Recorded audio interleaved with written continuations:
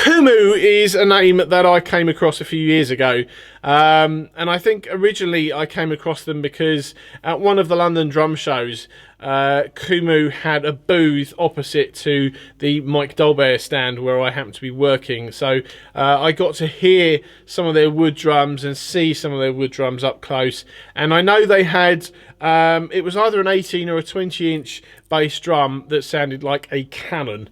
And that left a kind of a lasting impression on me. Not enough to ever sort of go away and check them out, but certainly it's one of those things where you go, Kumu, that was a great kit.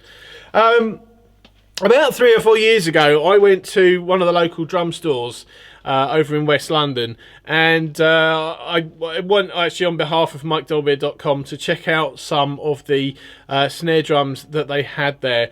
And I think it was two of the drums that I checked out that day were made by Kumu, and they were the where's the badge? The Stone Edge series or line, and these are basically a composite shell, which I think is more or less, give or take, sort of made out of a concrete-esque type material. I can't remember the specifics at the moment without looking it up.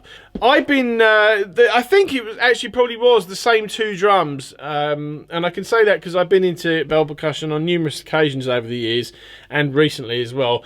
I think it probably is the same two drums that I saw 3 or 4 years ago. Bell Percussion actually has them on eBay right now, and I was sort of toying with the idea of picking one of them up. They're not overly expensive, and just for something different, I was thinking about picking one up over the course of a couple of weeks. And whilst I was sort of thinking about all of that, I happened to look on Facebook to one of the groups, the buying and selling drum things, and one of them was for sale. And I contacted a very nice man called Matt. And Matt, if you see this, hello, thank you again. Yeah, Matt was selling it.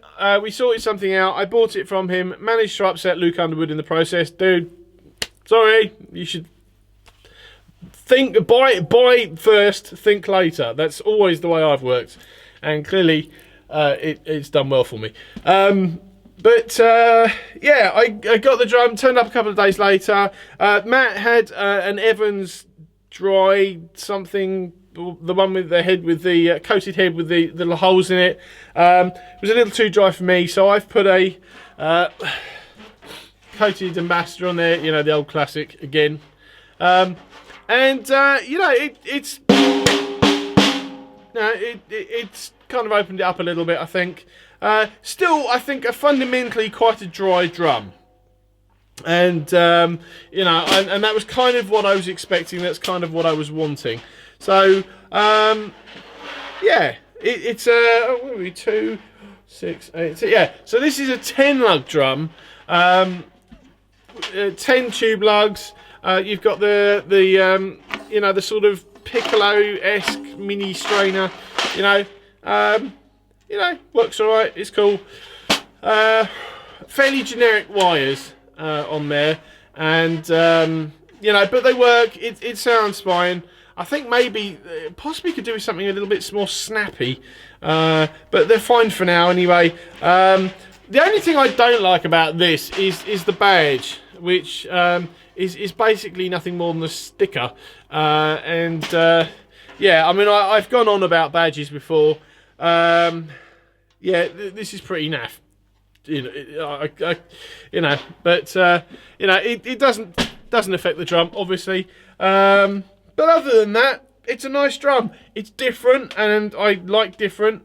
And triple flange tubes as well. So, I suppose if you wanted it really dry, maybe die casts and have like the head that Matt had on it as well, just to dry it up. But I quite like it as it is, and I'm glad that I bought it. And so again, Matt, thank you very much. This is what it looks like. This is what it sounds like. So thank you for watching.